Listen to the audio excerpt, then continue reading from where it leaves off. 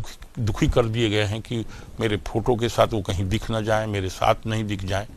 इसीलिए मैंने निर्णय किया है कि अब भारतीय जनता पार्टी के प्राथमिक सदस्यता और सारे पदों से जिसमें भी मुझे रखा गया है उससे मैं इस्तीफा देता हूं।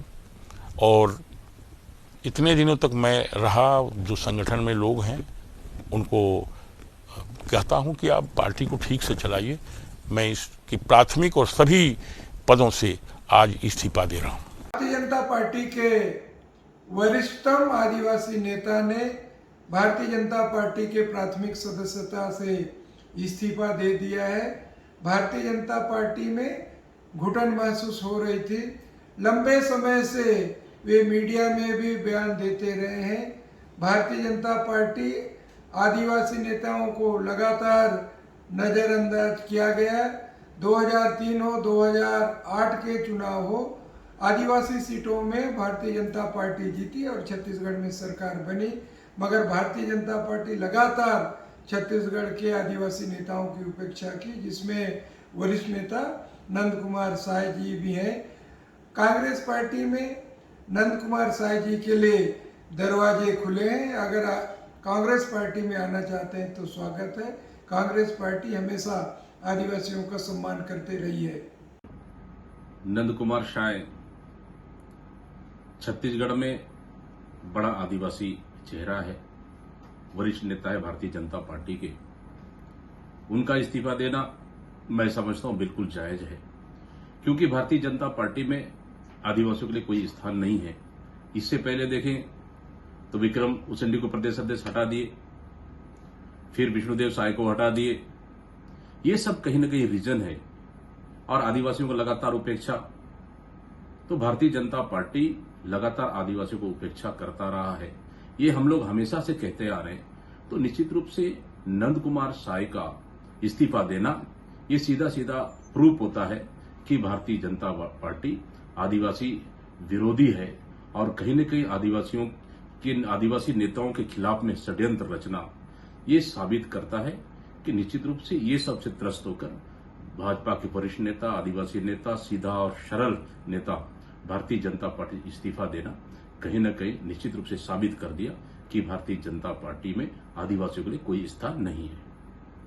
बातचीत हुई, बातचीत में क्या उन्होंने नाराजगी जाहिर की थी? बिल्कुल नाराजगी नहीं थी, कोई सामान्य बातचीत, बहुत ही सामान्य बातचीत हुई थी। और आज इस्तीफा मिला है और निश्चित रूप से उनसे हम बातचीत करेंगे। मना लिया जाएगा, पूरी कोशिश होगी। हमारे वरिष्ठ नेता हैं और निश्चित रूप से कोई गलतफहमी होगी तो उससे बातचीत करके दूर करेंगे। सर, आपसे कभी समझ में आएगा कि वो इतने दुखी हैं पार्टी छोड़ने? नहीं, मेरी काफ़ी दिनों से मुलाकात समानता नहीं हुई। पार्टी के बैठकों में मिलते रहे, मगर कभी इस प्रकार का जो आज जो बयान आया है वैसा कोई चर्चा या बातचीत कभी नहीं आया। ये चुनाव के पहले एक बड़े आदिवासी नेता का इस्तीफा देना है, कि कितना नुकसान हो सकता है, कुछ कितना प्रभाव पड़ेगा पार्टी पर? देखिए, वरिष्ठ तो है, मगर अभी हम ये नहीं कह सकते कि इस्तीफा अभी इस्तीफा आया है।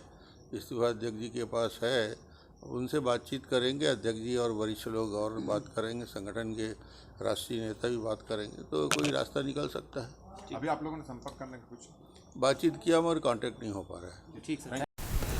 भारतीय जनता पार्टी में मैं इसके प्रारंभिक दिनों से ही रहा। पार्टी के वरिष्ठतम नेता श्रीमान अटल बिहारी वाजपेयी, राजमाता जी सिंधिया, लाल कृष्ण जी आडवाणी, सुषमा स्वराज, सुंदर सिंह भंडारी जैसे बड़े नेताओं के साथ मैंने काम किया है। मैं अटल जी को फॉलो करता था। वो भारत माता को क्या रूप देते थे, कैसा उसका वर्णन करते थे। वो कहते थे कि भारत कोई जमीन का टुकड़ा नहीं है, ये जीता जागता राष्ट्र पुरुष है। इस देश के संबंध में वो वर्णन करते थे, कवि थे, कंकर कंकर शंकर है और बिंदु बिंदु गंगा जल है। अटल बिहारी वाजपेयी हमेशा मुझे आगे बढ़ाते थे और उनके स्पीच को मैं फॉलो करता था। यहाँ से आगे बढ़ते हुए हम बहुत सारी बातों को उनसे ग्रहण करके भारतीय जनता पार्टी में हम रहे। अटल जी जब प्रधानमंत्री थे तो उन्होंने पूरे देश में 3 बड़े जो राज्य थे उनको उन्होंने 2-2 भागों में बांटा। हमारा छत्तीसगढ़ पहले अविभाजित मध्य प्रदेश में था, उन्होंने उसको एक दूसरा राज्य बना करके छत्तीसगढ़ बनाया, बिहार को झारखंड बनाया और उत्तर प्रदेश को उत्तराखंड। और इस तरह से उन्होंने प्रगति और उसकी आगे बढ़ने की भावना को आगे बढ़ाया। मैं ऐसा मानता हूं कि जैसे ही छत्तीसगढ़ बना, भारतीय जनता पार्टी मेजॉरिटी में नहीं थी, हम लोग अलग आए 2000 में और कांग्रेस मेजॉरिटी में थी, इसलिए अजीत जोगी कांग्रेस पार्टी के नेता बने, वो मुख्यमंत्री बनाए गए।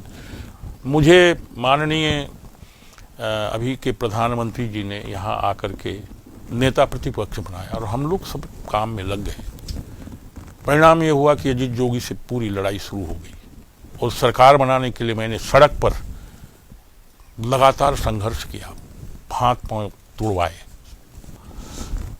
छत्तीसगढ़ जब बना तो हम पूरी ताकत में लग गए कि यहाँ भारतीय जनता पार्टी की सरकार कैसे बनाई जाए। अजीत जोगी के साथ लड़ाई हुआ, मुझे टिकट मरवाही में दे दिया गया। मैंने कहा कि मरवाही से मैं चुनाव नहीं जीतूंगा, लेकिन प्रदेश को जिता दूंगा, पार्टी को जिता दूंगा और मैं तपकरा से खुद जीत के आऊँगा, यहाँ नहीं जीत सकता। लेकिन यहाँ भी षड्यंत्र पूर्वक मुझे मरवाही में तो लड़ाया गया, लेकिन तपकरा की टिकट काट दी गई। अजीत जोगी के साथ जब मेरा संघर्ष शुरू हुआ, मैं उसके विरुद्ध आंदोलन नगर घड़ी चौक में प्रारंभ किया था। बहुत सारे लोग थे और वहाँ पर भारतीय जनता पार्टी में आदिवासी नेताओं की उपेक्षा हो रही है, उनको अपमानित किया जा रहा है। यह काम भारतीय जनता पार्टी में पिछले लंबे अरसे से चल रहा है। इसके पहले भारतीय जनता पार्टी के प्रदेश अध्यक्ष विष्णुदेव साय को विश्व आदिवासी दिन के दिन अपमानित करके प्रदेश अध्यक्ष पद से हटा दिया गया था। आज भारतीय जनता पार्टी के वरिष्ठ नेता नंद कुमार साय भारतीय जनता पार्टी छोड़ने को मजबूर हुए। वे नंद कुमार साय जिन्होंने भारतीय जनता पार्टी को पुष्पित पल्लवित करने के लिए अपना खून पसीना लगाया था, यदि वे भारतीय जनता पार्टी को छोड़ने को मजबूर हो रहे हैं तो यह इस बात का द्योतक है, इस बात का प्रमाण है कि छत्तीसगढ़ में, देश में भारतीय जनता पार्टी आदिवासियों की उपेक्षा कर रही है, उनका शोषण कर रही है। नंद कुमार साय बेहद विद्वान, बेहद विनम्र, बहुत संघर्षशील राजनेता है।